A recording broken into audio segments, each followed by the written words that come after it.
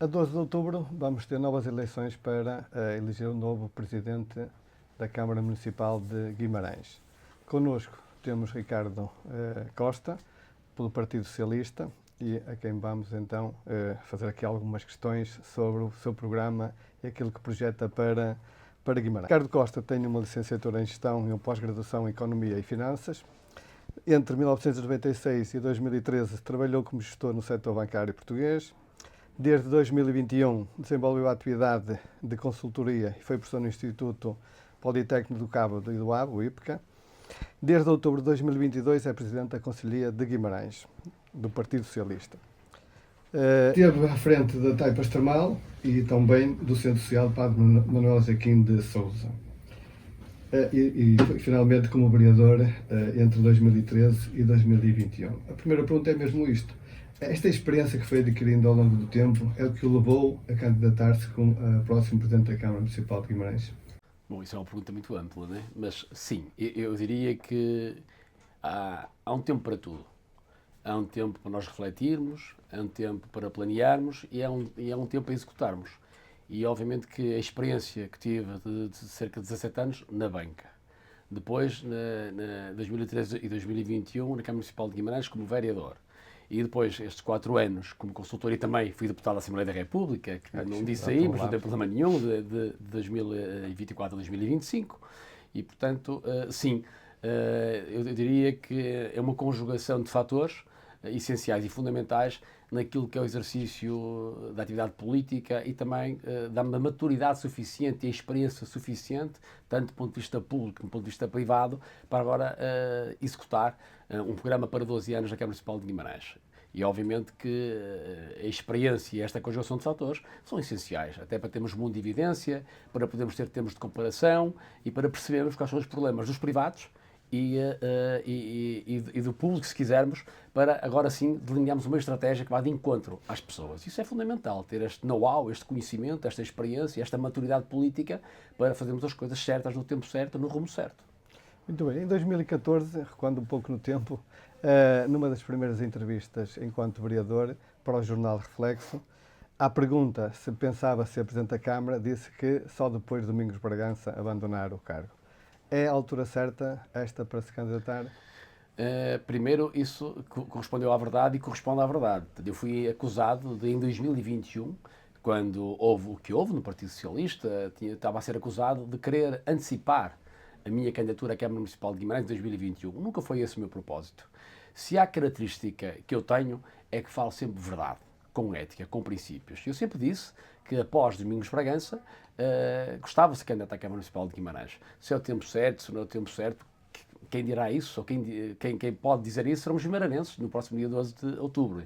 E, portanto, estou certo que dirão e responderão à chamada, porque me conhecem muito bem, de 8 anos que estive na Câmara Municipal, fui de encontro às pessoas, sempre com proximidade, sempre na resolução dos problemas, um fazedor, que me conhecem, e portanto acho que o timing é o timing certo, porque foi um timing de verdade, de experiência adquirida, e sempre disse ao que ia. Eu sempre disse, nunca escondi o jogo, como muitas vezes faz na política. O pior que existe na política é nós dizermos uma coisa e fazermos outra. Isso descredibiliza o cidadão, em primeiro lugar, mas descredibiliza o exercício da atividade política. E eu sempre disse ao que ia, nunca menti. Quando fui candidato em 2022 à Conselhia, quando não fui escolhido na última lista da Câmara em 2021, eu disse a Domingos Bragança na altura que eu seria candidato pelo Partido Socialista. Portanto, disse-o e filo, e chegados aqui, acho que não era de bom tom abandonar os guimaranenses. E por isso eu sempre disse que gostava de ser Presidente da Câmara e no dia 12 de outubro os guimaranenses terão a oportunidade, se confiarem em mim, se confiarem no meu projeto, se confiarem na minha equipa, uma equipa diferente, uma equipa nova, rejuvenescida, de pessoas com mais experiência, outros com menos experiência, mas caldeada por um projeto comum. Isso é fundamental. Tenho essa mesma questão. Essa renovação, digamos, da lista é uma ruptura com o passado ou, digamos, é um sinal de capacidade de renovação do partido? Nós não precisamos, aqui não há rupturas com passados, aqui nós respeitamos o legado do Partido Socialista. Agora, há uma coisa que é muito importante, é quem quer ser poder, por apenas dizer que 36 anos de poder é tempo de mudar, aquilo que nós temos que dizer a esses que dizem que 36 anos de poder é tempo de mudar, é que 36 anos é tempo a mais para não ter um projeto político, para não ter um plano de cidade, para não ter um pensamento de cidade sobre Guimarães. E a oposição quer quase chegar ao poder sem ideias, sem propósitos. E reparem que nós já apresentamos o nosso programa eleitoral há cerca de 15 dias, e eles vão apresentar sexta-feira, se calhar tiveram tempo de estudar o nosso programa eleitoral, as nossas ideias, para agora apresentar um programa eleitoral. Nós não. Nós, e neste caso, permita-me que individualize aqui um pouco, eu construí um programa eleitoral ao longo dos últimos 4 anos, que o verti num livro que lancei, disse claramente ao que ia, reunindo cerca de 50 pessoas, 3 em 3 meses sempre, onde este trabalho era coordenado por uma empresa internacional, onde discutíamos diversos temas. Onde 50 pessoas de diversas áreas, desde académicos, desde empresários, desde juristas, desde homens ligados à arte, à música, à cultura, onde nós falámos sem filtros. Isto nunca foi publicitado, obviamente que não tinha que ser, que depois, a partir de determinada altura, esta empresa internacional fez uma síntese de tudo isto e que está vertido num livro com as ideias que são essenciais para Guimarães. E por isso eu tive 4 anos a construir Guimarães e um pensamento futuro para Guimarães. E quem, ao longo de 36 anos, não é capaz, permita-me que diga isto com todas as letras, de ter um plano de cidade, um plano de concelho, não é capaz de ter a confiança dos guimaranenses, ponto final. Vamos já ver esse plano. Nesse trajeto de 4 anos, houve momentos de alguma clivagem ou discussão interna do Partido Socialista. Neste momento, o Partido Socialista está unido em termos do Ricardo Costa? Eu acho que é importante nós fazermos um pouco de história. Em 2020, eu fui candidato a presidente da Federação Distrital de Braga. E se quisermos, as rupturas ou clivagens começam aí. E, portanto, é quando eu fui candidato a presidente da Federação. Porque achava, e acho, que a Federação não estava no bom caminho. E como não estava no bom caminho, com Joaquim Barreto, olha, e sinceramente estava certo. Alguém que, aos 75 anos de idade, ainda se candidata a Presidente de Câmara de Cabeceiras, depois de 50 anos de militância no Partido Socialista, permita-me que alguém que não pode estar a refletir bem e estar a deitar por terra todo um histórico de 50 anos de militância e de um grande trabalho que fez lá atrás. Mas há uma idade para tudo. E por isso mesmo as clivagens, se quisermos, começam em 2020. Depois, obviamente, que eu, quando em 2021 não fui escolhido por Domingos Bragança, por questões meramente de jogo de xadrez, se quisermos, interno, não tem nada a ver que se o Domingos Bragança gostava ou não gostava de mim, não se trata disso, e toda a gente sabe que não se tratou disso. Uma decisão interna. Agora, foi questões de escolhas internas, de orientações políticas, partidárias, independentemente disso, eu podia ter desistido, era bem mais fácil, e ter regressado ao Banco BPI, da qual eu era quadro, e não, eu na altura decidi que tinha muito para dar por Guimarães e pelo meu país, por isso é que fui deputado da Assembleia da República e agora sou candidato à Câmara, e, portanto, não desisti. Como sabem, disse sempre ao que ia.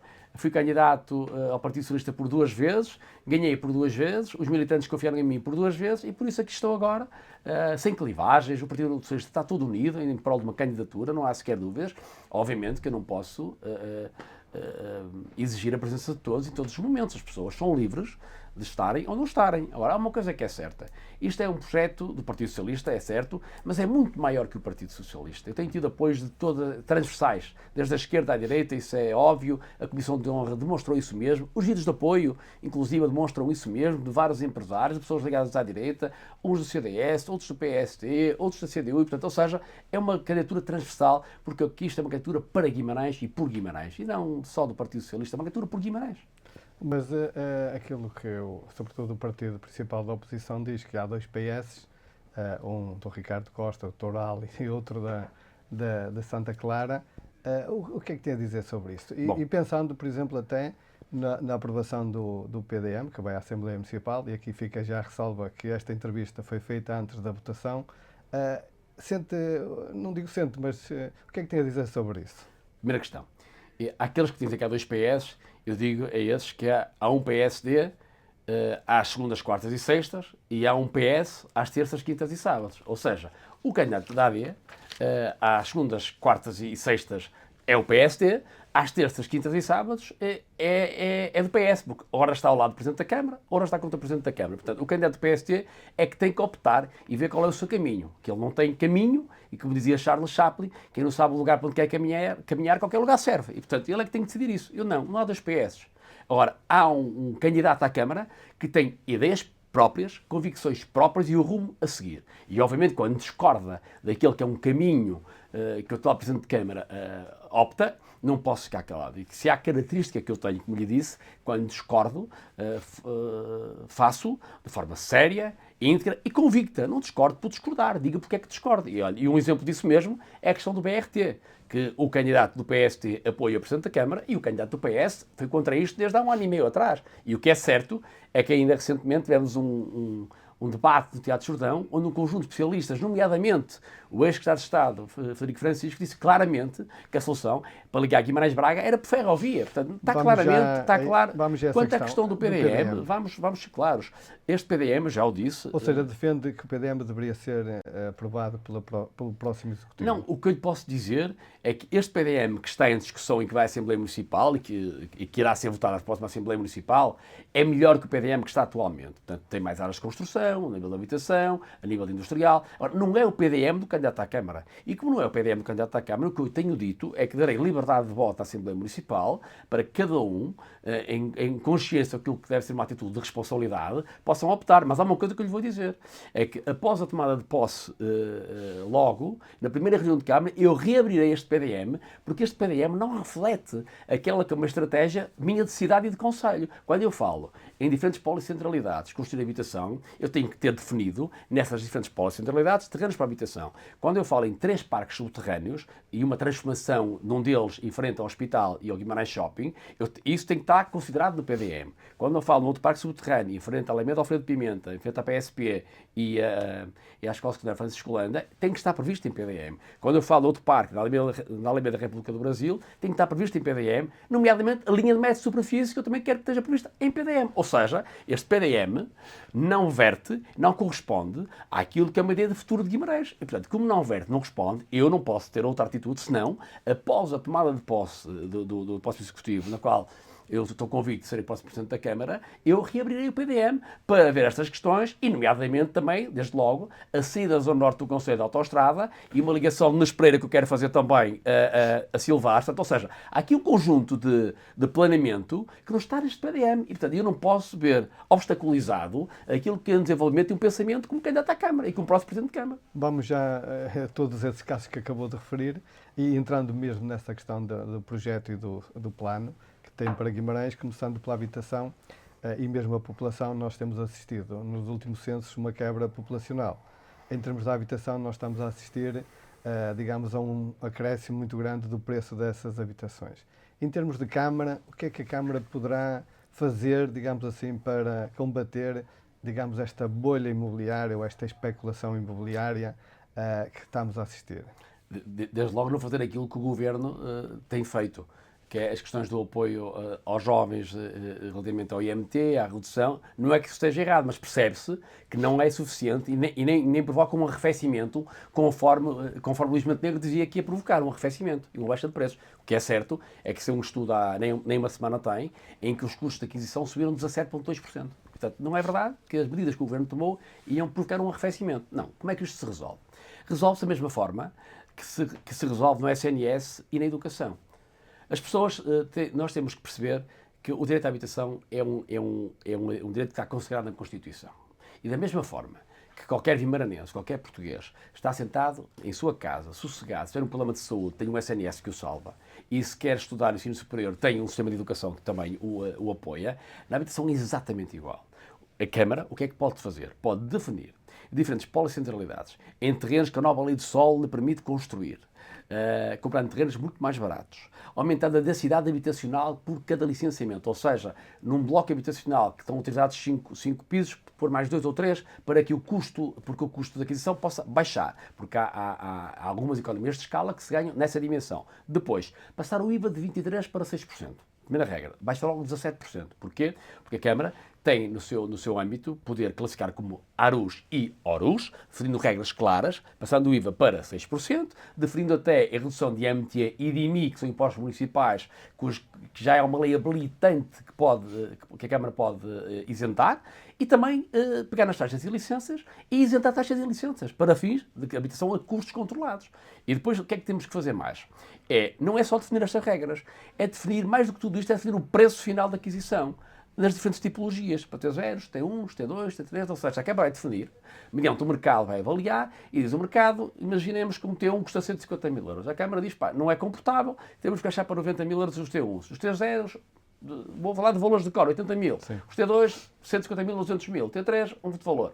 E depois, mediante esses valores, que são aceitáveis para que qualquer vimarense possa comprar uma casa, faz um plano de negócios e se percebermos, no final das contas daquele bloco habitacional, ainda mesmo assim não é possível, a Câmara, da mesma forma como financia a mobilidade, através da Guimabus e de outros transportes, tem que colocar recursos financeiros neste conjunto habitacional para diminuir os custos. Ou seja, E a Câmara tem que fazer a intervenção direta do Estado. O terá efeito do disponibilidade mercado, para isso? o efeito do mercado, o efeito da mão invisível do Adam Smith não está a funcionar. Ou seja, a lei da oferta e da procura não está a funcionar e, portanto, a Câmara, claro que sim. Da mesma forma que a Câmara investe em transportes públicos 2, 3 milhões de euros por ano, tem que fazer a mesma coisa na habitação, porque a habitação é um direito fundamental e, portanto, não é possível continuarmos a fazer de conta que o problema não existe, porque ele existe. E a Câmara tem regras e formas de acelerar estes processos, convidando privados, e nós não temos ter medo de convidar privados. Quem me conhece sabe bem que eu sou a favor de uma economia em que as pessoas todas, as coisas só serão boas quando são boas para ambas as partes, sejam elas de que forma forem. E, portanto, o empresário ganha dinheiro, a Câmara põe dinheiro e, no final de contas, o que nós temos de ser capazes é de colocar mais casas, mais apartamentos a custos controlados para que todos os guimaranenses, e não só os guimaranenses, possam vir para Guimarães. Obviamente, definindo regras claras no seu acesso, um X número de anos que não podem vender a casa, e, portanto, depois redefinir quem é que terá acesso prioritário, se jovens, menos jovens, famílias monoparentais, com dificuldades. Portanto, há aqui um conjunto de regras e que, obviamente, não agradarão a todos de certeza absoluta, mas, obviamente, que, em primeira instância, temos que responder aos guimaranenses. Isso é que é fundamental. E como é que entra a questão da habitação social, que também já avançou Isso é outra com questão. alguma... Uma questão é a habitação a custos controlados. Outra E aí coisa é a a Câmara habitação vai ter essa indigna. capacidade? Já lá vou. Uma questão é a questão da habitação a custos controlados. A Câmara só tem que definir as regras do preço das tipologias e os locais. E depois convidar privados a vir à equação, até para aumentar a concorrência entre eles, e definir os custos que quer vender e em que locais. Ponto. Isso é uma questão. E que eu te digo que vamos fazer 1000 casas. E estou a ser pouco ambicioso. Podemos fazer mais, se calhar. Pouco ambicioso? Sim. Mas eu vou dizer Mas o que é que qual é estou a ser pouco o ambicioso. espaço temporal? Não, o mandato. O mandato? 1000 casas no mandato. Eu vou dizer porque é que estou a ser pouco ambicioso. Se as pessoas conhecessem, qual é o problema, permite-me sem qualquer juízo de boas com ninguém. Qual é o problema quando as pessoas fazem promessas? É que não têm noção, não têm muita evidência das questões nas quais estão a propor.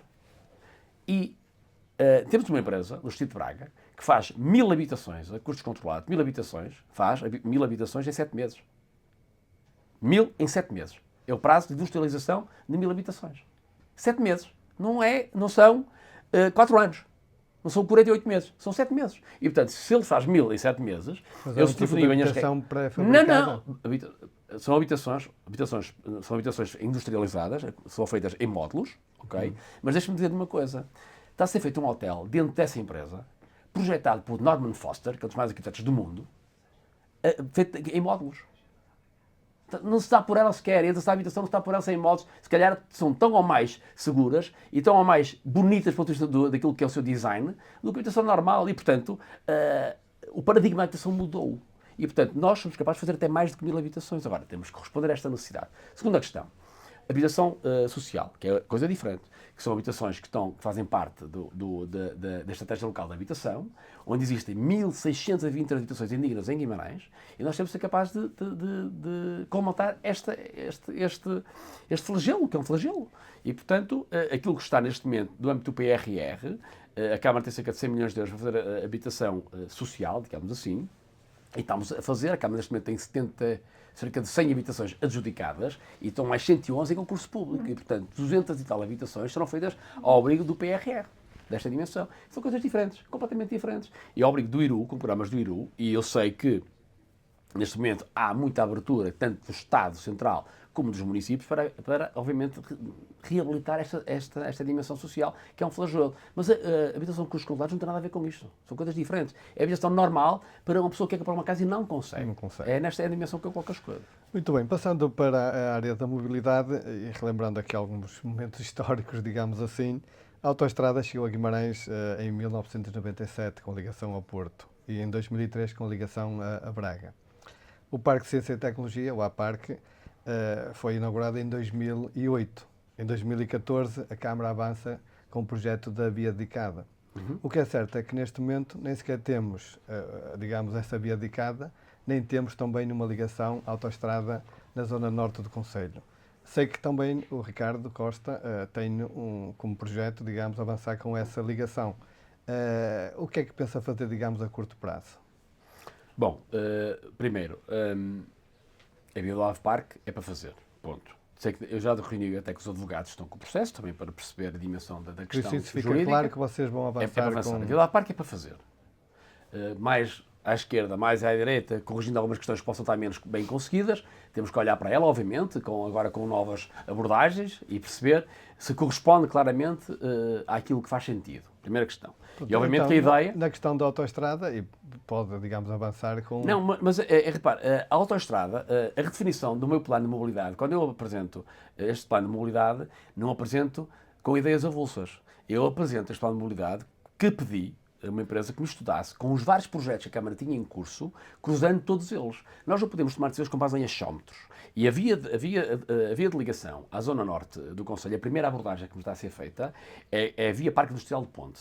Okay? Portanto, a via do Ave Parque nasce, quem vira para o Parque Industrial de Ponte, nasce ali uma rotunda, como sabe, e vai a via do Ave Parque. E depois, o que me propõe é, na mesma estrada que vai para o Parque Industrial, é aberta uma ligação por meio de uma quinta, que vai dar, são 1700 metros após a rotunda de Ponte, para chegar a ligar à autoestrada. Okay? E, portanto, porquê? Porque é a única forma que nós podemos potenciar aquela zona norte do concelho. Mas não podemos ficar por aqui. Temos que ligar onde é depois... que nasce essa ligação à autoestrada? Não percebi. Onde é que nasce essa ligação à Essa autoestrada? ligação nascerá na autoestrada, eu não sei dizer o ponto específico Euro 7, não tenho aqui Mas o é plano de Brito, mobilidade. São- É na zona São Pedro de... Figueiredo.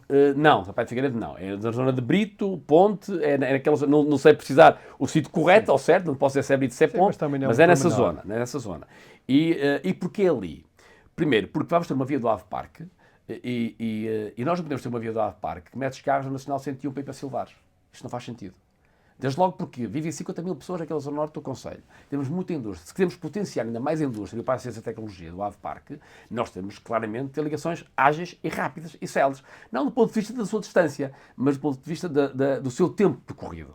Maior rapidez. E por isso mesmo é que a Ave Parque, a ligação à autoestrada é fundamental. Para quê? Ligar depois aquela zona norte toda. E não para por aqui, porque depois nós temos que, para potenciar esta ligação, temos que criar melhores ligações entre Vila Nova e Ponte, e Brito e Vila Nova. E isso está tudo no plano de mobilidade, em que há novas ligações que surgem, interiores, para beneficiar aquela zona norte, porque senão não podemos só potenciar a zona de Ponte ou a zona das Taipas, temos que potenciar toda aquela zona norte, que é os maiores aglomerados de pessoas e de empresas. Portanto, quando nós ligamos Vila Nova e Parque Industrial de Ponte e Brito, temos grandes empresas, tanto em Brito como em Vila Nova, como em Ponte, estamos a ligar toda uma corda que depois vai dar à autoestrada. E essa é fundamental para resolver estes problemas. Claro que esta questão da mobilidade, logicamente não podemos esquecer a ligação a Braga, nem a Famalicão, que são as duas principais ligações de movimentos pendulares que temos com Guimarães. Nós, se me permite, já que lança essa questão, nós, enquanto Distrito de Braga, ou enquanto área metropolitana do Baixo Minho, como eu tenho chamado, já em 2020 falava nisto, nunca ninguém pecou, mas já falava nisto em 2020. Agora todos falam na ligação de ferrovia. Houve até quem dissesse que tínhamos que gastar 1.000 milhões de euros para ligar Famalicão, Barcelos, Braga e Guimarães. E eu, à pergunta que me fizeram na altura, disse: qual é o problema de gastar 1.000 milhões de euros? O que temos que responder é: o que é que este distrito, digamos, aporta para termos noção, este distrito aporta ao saldo de balança comercial positivos 3.000 milhões de euros ano. Não é um distrito qualquer. É um distrito que tem, destes 4 concelhos, são os 10 maiores exportadores do país. Portanto, nós temos de ter noção e não podemos continuar a ser os parentes pobres da mobilidade. E, portanto, esta dimensão, nós, para além de eu defender a ligação de Guimarães-Braga, temos de defender a ligação deste contrato urbano. Não tínhamos dúvidas disto. Tinha mesmo essa questão e ia buscar mesmo essa expressão que usou, não é? Que Guimarães tem de deixar, ou deve deixar de ser o parente pobre, é nesse sentido. Ou seja, tem que exigir, e a expressão agora é minha, verbas do Estado para apostar na ferrovia e nessas ligações que acabou de referir. Seja o governo que for. Seja do PS, do PSD, seja o governo que for. Portanto, Guimarães tem que exigir, não porque é Guimarães e não porque é o berço da nacionalidade, mas porque representa e acrescenta valor acrescentado ao chamado VAB, ao valor acrescentado bruto do país. E, portanto, nós de forma anual, em média, acrescentamos 700 milhões de euros ao saldo de balança comercial. Entre o que exportamos e o que importamos, somos positivos. Neste quadrilátero urbano, no distrito de Braga, 3.000 milhões. E estamos preocupados, por exemplo, quando a oposição me acusa do metro de superfície intraconcelhio. Ser uma megalomania, como eles dizem, não é? O desafio que eles lançam é o seguinte, duas questões primeiro. Em Gaia, está-se a fazer uma ligação de Gaia à Casa de Música, de 6 km. Neste momento, na data presente que estamos, já se gastaram 500 milhões. São 6 km. Em Lisboa, está-se a construir uma ligação do Rato a São Bento, que são cerca de 3 km, são 800 milhões de euros. A pergunta que eu faço é, o distrito tem um saldo de balança comercial de 3 mil milhões, como eu disse. Lisboa tem um saldo de balança comercial de 11 mil milhões de euros negativa. Portanto, e acusou-nos de megalomania. Em 2011, eu já estou habituado a isto, em 2011 também acusavam o governo do Partido Socialista de lá atrás, do TGV, o aeroporto, etc., sobre testes de megalomania. A pergunta que eu faço a quem nos está a ouvir, e quem possa ler esta entrevista, é quais são os projetos âncora deste governo? TGV, aeroporto e de serviço de sabotagem. Ou seja, há 14 anos atrás eram os nossos projetos, eram megalómanos. Hoje são os projetos de bandeira deste governo. Ou seja, há uma coisa na política que é fundamental, é haver coerência. E por isso mesmo é que quando me acusam que 16,5 km em Guimarães, que podem custar cerca de 400 milhões de euros, é uma megalomania, eu quero que eles me justifiquem se 6 km em Gaia e 500 milhões e 3 km em Lisboa 800 milhões, o que é isto? Se é megalomania o nosso, o outro é hipermegalomania. É a única frase que eu ponho contra aqui. Muito bem, há um bocado já referiu a questão da Estrada Regional 206, também a 310 e mesmo a Nacional 105. O que é que prevê, digamos, de intervenção a curto prazo nestas Nós neste primeiro vias? mandato temos que rapidamente resolver problemas complexos. A Nacional 101, a Nacional 105, a abertura daquela saída da via rápida de acesso à Rotunda Silvares. Isso eu sei, falei com o Sr. Presidente, estive com ele na segunda-feira, ele disse-me que está aprovado, a todo momento vai avançar essa ligação, essa saída, se quisermos, para a zona da Citroën, aquela zona que sai para quem vai para o autoestrada, do lado direito, portanto, aquela via que devia ter sido projetada e não foi, essa é uma dimensão que tem que ser rapidamente cuidada. A 101, nós, ao fazer estas novas ligações, nós temos que ser capazes de tentar eliminar o máximo de entroncamentos e cruzamentos ao nível da 101 e da 105. O grande problema da 101 tem a ver com o conjunto de paragens que ao longo da 101 vamos tendo. E a gente pensa que parar 2 segundos ou 3 segundos é pouco tempo, mas não é. O problema é que são 2, 3, 4, 5 segundos multiplicados por vários carros que estão sempre para trás. Isto é uma perda de tempo enorme. Portanto, nós temos que, se tivermos que pôr as pessoas a andar mais para virar à esquerda, para virar à direita, é isso que vamos fazer. Porquê? Porque as pessoas perdem muito menos tempo. Percorrem o mesmo percurso em muito menos tempo, porque em vez de ficar parados 5 minutos ou 10, não ficam parados. E no minuto resolvem o problema de 10 minutos que estavam parados. Ou seja, temos que eliminar um conjunto de entroncamentos e cruzamentos. Se tiver que fazer túneis, não temos que fazer túneis, vamos fazê-los. Eliminar, virar da direita para a esquerda, faixas de espera temos que as criar. Ou seja, obviamente que há complexidades que existem por força de uma estrada que já tem um conglomerado de casas e construídas e negócios e, portanto, temos que cuidar disso. Mas aquilo que for possível eliminar, vamos eliminar isso. Temos que eliminar, não há hipótese. E depois, quando nós retiramos o acesso à autoestrada a Silvar de 50 mil pessoas, nós estamos a retirar carga à 101 e, portanto, que vai para Silvares e que vai para outras zonas do território. Essa é a primeira dimensão. 105, há ali uma ligação que onde passa a autoestrada em Nespreira, quem vem de Nespreira para Guimarães, que é do lado esquerdo, há ali uma zona de terreno enorme, temos que criar uma ligação para esta autoestrada que vai dar a Candor São Martinho e a Silvares, Silvares. Repare, eu diria que mais de 50% dos carros se dirigem para o centro da cidade, podem ser para ir para Brito, para Ronf, para Famalicão, para Silvares, para a autoestrada, e portanto nós retiramos ali uma carga muito significativa à 105. E obviamente que vamos descongestionar muito a 105 e também temos que eliminar este conjunto de entroncamentos e cruzamentos que estão a obstaculizar que o tráfego ande.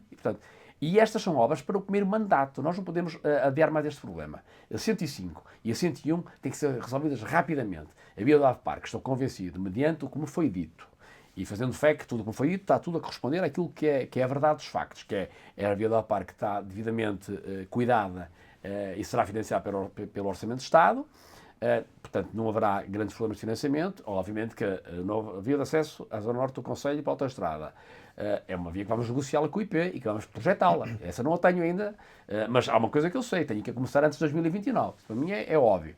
Mas se fizer a via do Ave Parque, resolvendo os problemas da 101, já consigo aliviar muito essa zona. E, portanto, depois da 105, que vem de Guimarães Sul, fazer essa nova via será fundamental para aliviar toda uma densidade automóvel que ocorre à cidade. Muito bem. Uma questão ligada mais à economia e à indústria. Nós temos aqui um domínio das microempresas no Concelho. Temos também uma grande percentagem da população que só tem o ensino básico a trabalhar na área industrial, pelo menos os dados que aparecem no INE. Isto explica, em parte, digamos, uma certa dependência para uma indústria têxtil com uma mão de obra muito intensiva e que o Conselho assim não consegue captar outras indústrias mais tecnológicas? O que é que a Câmara poderá fazer nesta área? Primeiro, algumas direções são importantes. A Câmara fez um trabalho notável ao nível do conhecimento, centros de conhecimento. Quando a Câmara coloca um curso de Engenharia Aeroespacial em Guimarães, está a dar um sinal claro do futuro.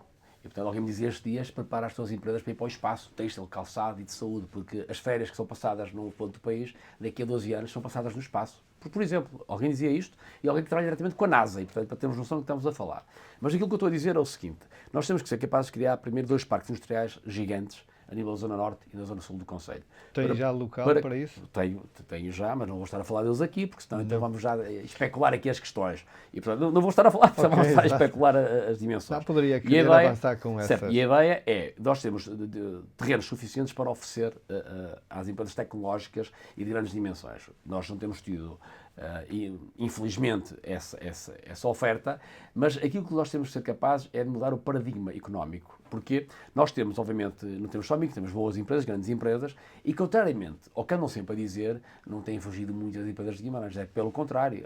Eu vi, quando o Grupo Mundifios ia ser para Famalicão, quando foi reconhecido, e foi reconhecido o interesse público da Câmara de Famalicão para que o Joaquim Fernandes, o da Mundifios, fizesse uma obra lá. O que é certo é que isso não aconteceu. A Mundifios fez a sua sede em Ronfe e eu não vi o PSD a dizer afinal já não vai para Famalicão, afinal ficou em Guimarães. Segunda questão, a Inovafil, que é uma indústria muito de fio, do Grupo Mundifios também, que está em Famalicão, veio para Guimarães. Portanto, já vem para a zona de Brito para Vidém. Ou seja, não podemos, eu acho é que criamos uma narrativa que as empresas fogem todas iguais. Não é verdade, até porque olhamos para os números, isso não é verdade. Agora, que temos que ser mais ágeis no licenciamento, mais rápido, isso sim, até porque vou-lhe dizer já uma coisa que vai ser amanhã para a imprensa.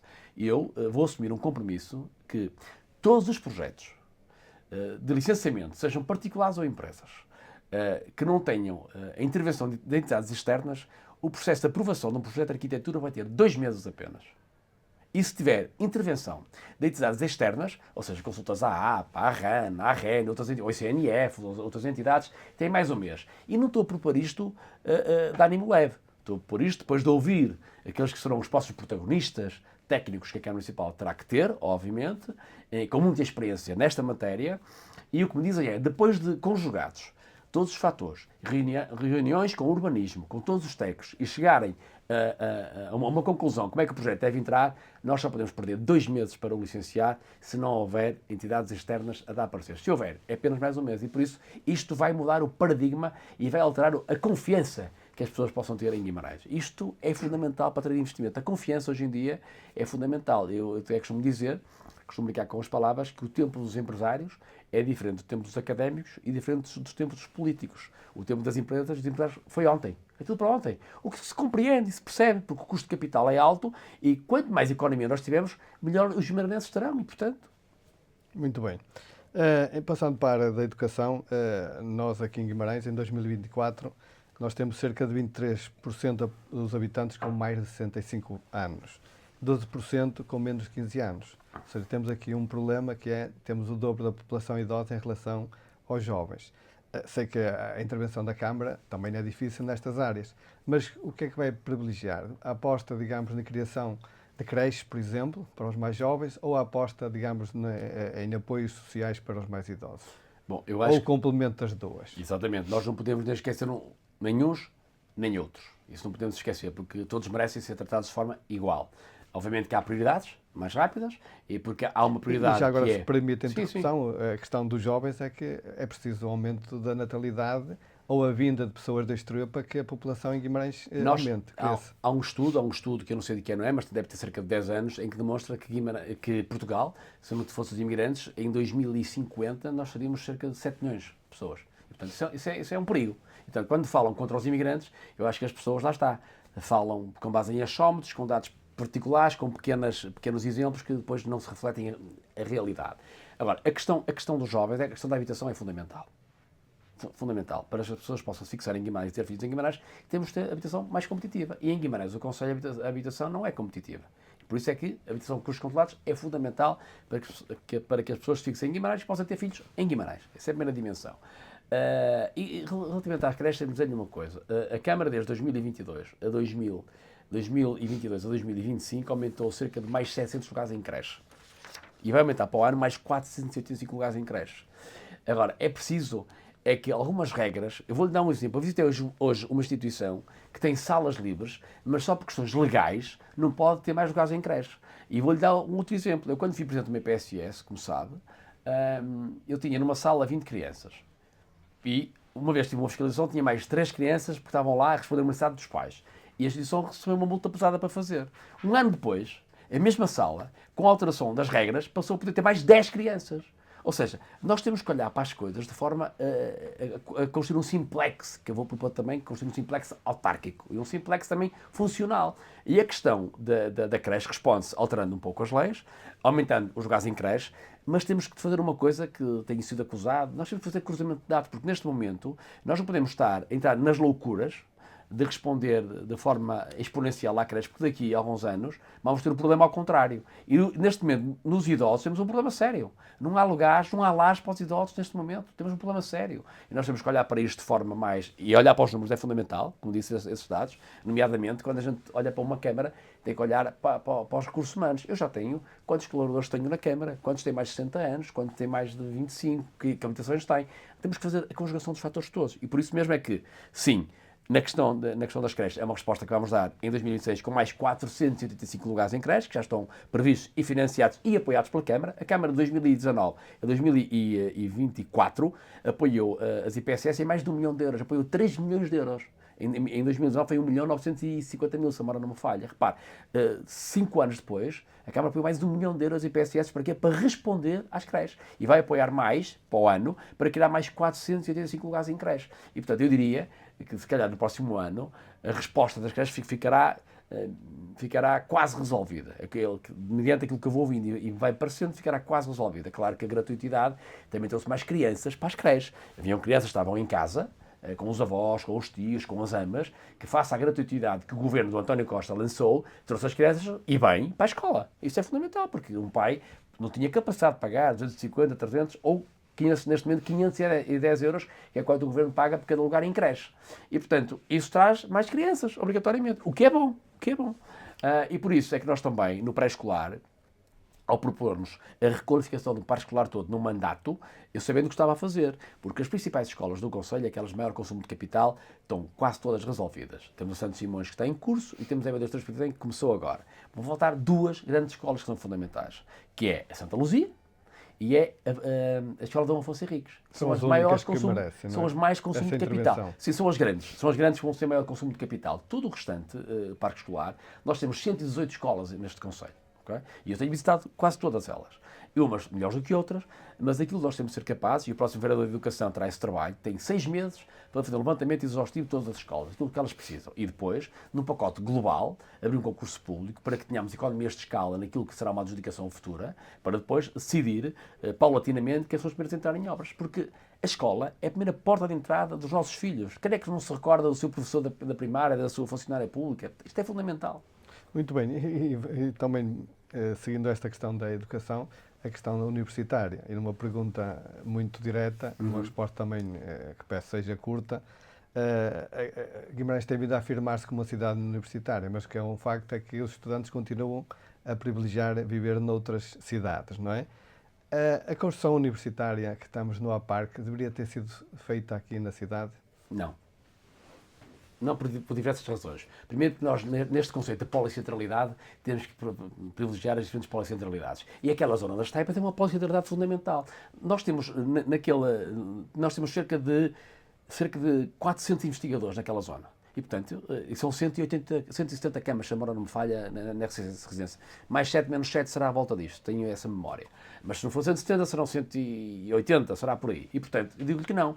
O que nós temos de ser capazes, e hoje mesmo foi apresentado um projeto de grupo Casais, e bem, que fica por trás da Universidade de Minho, a seguir ao BNB, que vai responder a essa necessidade. É uma espécie de cidade universitária por trás do campus de Azorém. E isso sim é que é um projeto de grande valor. E nós na cidade vamos responder de forma clara. Se perguntar ao Presidente da Câmara de Braga, atual, ele também acha que Braga não é uma cidade universitária. Agora, como é que nós transformamos esta dimensão? Aproximando a universidade e os alunos dos equipamentos. E quando eu falo em fazer um parque de estacionamento na Alameda Alfredo Pimenta, há sinais claros que eu quero dar. Primeiro, pedonalização da cidade toda. A cidade toda, leia-se Toural, Pai Galvão, Santo António, Gil Vicente e São Damaso. Temos que fazer uma grande cidade aqui, um grande núcleo urbano dentro da cidade. Mas só se consegue se nós criarmos condições de conforto para que as pessoas possam chegar à cidade. E esses parques têm de ser construídos na periferia da pedonalização. E ao fazer isto tudo também, vamos criar alguns equipamentos para que os estudantes possam vir até nós. Equipamentos de base, equipamentos de diversão, porque nós temos que perceber que já tivemos 20 anos e as pessoas têm que viver a cidade tem que ser vivenciada e vivida. Isto é fundamental. Já me respondeu a uma das próximas questões, que era o que a Câmara pretende fazer entrando na Capital Verde Europeia, na questão da pedonalização. Mas antes disso, essa Capital Verde Europeia deve ser vista como ponto de partida ou um ponto de chegada? Eu acho que nem uma coisa nem outra. Eu acho que a Capital Verde Europeia tem que ser vista como um meio para atingir determinados fins. Ou seja, então, será mais um ponto de partida? Não, eu não diria que é um ponto de partida. O ponto de partida já foi em 2013, quando Domingos Bragança colocou isto na sua agenda política. Ele sempre disse que mais importante que o título Capital Verde Europeia, que alcançou e que está de parabéns, né, em 2026, era o caminho que estava a percorrer. E porque muita gente confunde ambiente com sustentabilidade. E a sustentabilidade tem 3 dimensões importantes. Tem a dimensão económica, social e ambiental, e não ambiental. Agora, a Capital Verde Europeia é de um orgulho enorme e responsabiliza-nos a todos, não só ao município, como às empresas, como ao cidadão comum. E o facto de sermos Capital Verde Europeia, vamos ser vistos com os holofotes a nível da Europa de forma diferente, nomeadamente para vermos financiados alguns projetos de descarbonização, por exemplo. Eles normalmente se olham para estes projetos acima de 100 milhões de euros. Vou dar um exemplo. O metro de superfície, por exemplo, que eu quero criar dentro da cidade, altera o paradigma total da nossa cidade. E é um projeto que pode ser financiado através do BEI. E isso iria permitir essa pedonalização, então, de mais ruas na cidade? É óbvio. Todos os casos, em todo o mundo, eu estive em Dijon por 2 ou 3 vezes, é uma cidade universitária também, onde o metro de superfície passa no meio da cidade. É notório a qualidade de vida que aquelas pessoas têm naquela cidade. E as pessoas trazem o carro, ora, trazem o carro até aos chamados parques, o chamado Park and Ride, para o carro e pega no metro e anda pela cidade. Obviamente que o metro tem que ser capaz de ligar os principais pontos de maior densidade de pessoas. E, portanto, o shopping, o hospital, o Estado Afonso Henriques, a Zona da Costa, a Academia de Ginástica, o Tribunal, a Câmara, e vai saber disso mesmo, já agora fica aqui, receberá uma nota de imprensa sexta-feira, com um vídeo que será mostrado para onde é que o metro de superfície e as ligações que este metro vai fazer. E, portanto, vai saber quais são as principais paragens que eu quero fazer com este metro de superfície. Nesta área, digamos assim, nós vamos assistindo que em muitas cidades começa a surgir alguma contestação contra o número de turistas que por lá passam, não é? Guimarães está bem como está ou irá apostar mais em criar condições para que venham mais turistas? Vai apostar mais em hotéis aqui na cidade, mais alojamento local? Qual é a visão para Eu já o disse na última entrevista da AVH, onde o meu candidato opositor descontextualizou declarações minhas, pondo vidros por cima, que é uma coisa que não é bonito, mas cada um tem que responder àquilo que faz. E já o disse como é que isso diversas vezes. A questão da turistificação, o excesso de turismo nas cidades, tem que ser vista de forma global. E Guimarães não está neste momento neste patamar. Tem que criar algumas condições, tem que ser capaz de atrair mais turismo, fazer eventos internacionais, desde congressos, está provado, congressos internacionais, encontros científicos, está provado que a taxa de pernoita passa de 1,8 para 2,8, ou seja, ao aumentar essa internacionalização da nossa cidade para receber congressos e encontros internacionais, aumenta logo a taxa de pernoita. Bom para o turismo.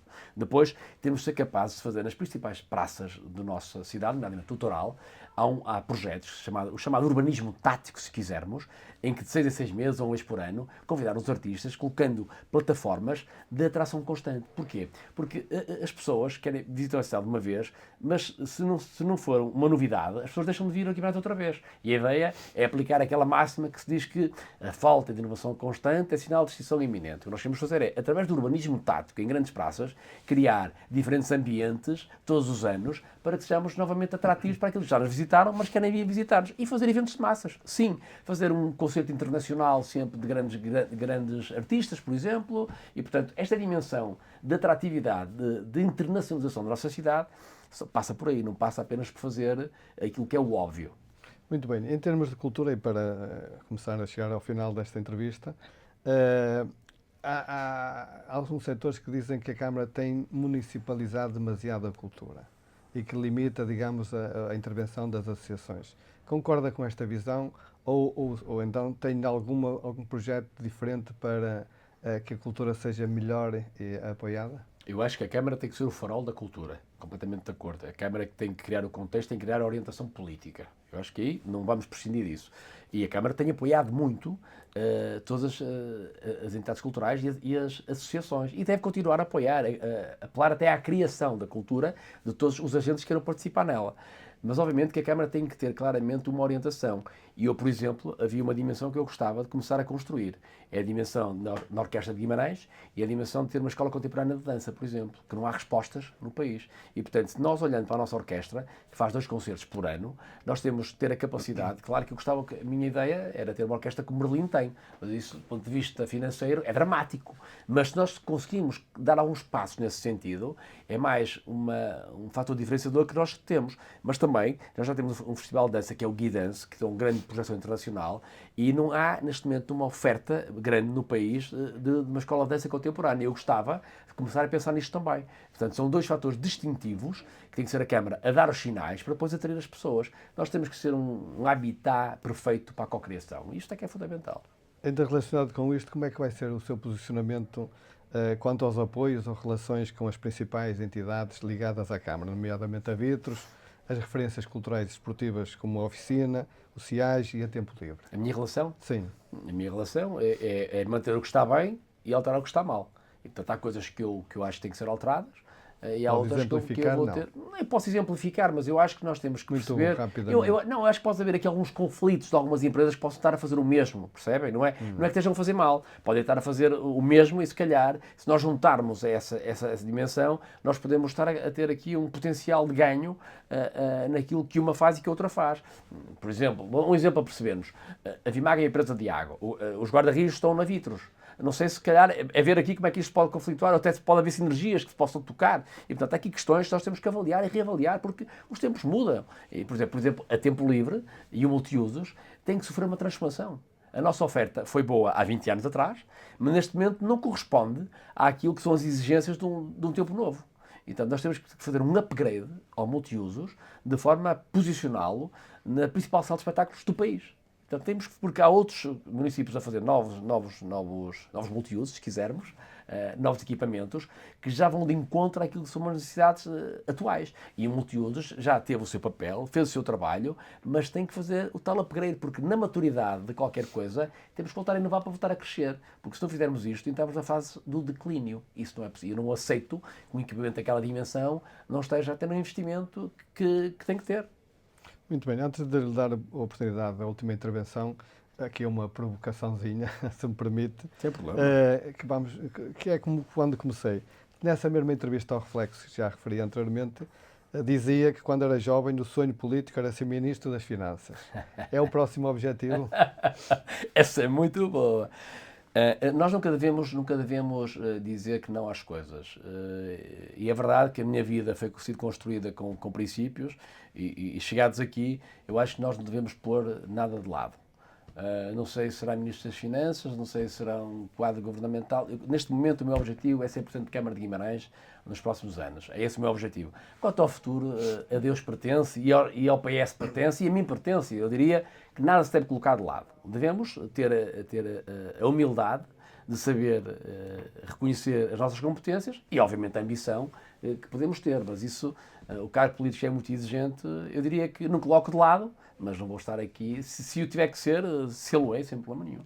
Muito bem. Então, para finalizar, o que é que não disse e gostaria de dizer no sentido de concretizar o lema da campanha, que é afirmar Guimarães. Não, aquilo que eu gostava de dizer é que, primeiro, que as pessoas leiam o programa eleitoral, se informem bem e sejam críticos relativamente à análise que fazem.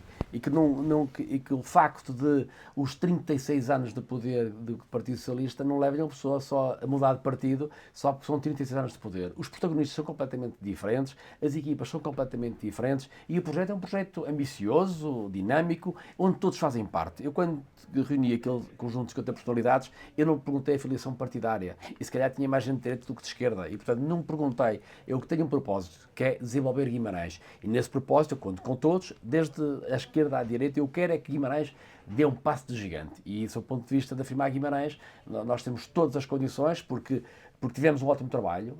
Nós, ao longo de 36 anos, tivemos marcas que são indissociáveis. Fomos Património da Humanidade, duplicámos o Património da Humanidade em 2023, fomos Capital Europeu da Cultura, Cidade Europeia do Desporto e vamos ser Capital Verde Europeia. E agora é preciso dar um passo de gigante na dimensão da mobilidade, da indústria da economia e numa cidade mais coesa e mais policêntrica do ponto de vista daquilo que é a coesão territorial. Agradeço, Ricardo Costa, esta entrevista para o Jornal de Guimarães. Eu que agradeço. Cabe ao leitor agora, a 12 de outubro, exercer o seu direito e dever de votar e decidir quem é que será o dirigente máximo de Guimarães. Muito obrigado. Muito obrigado eu.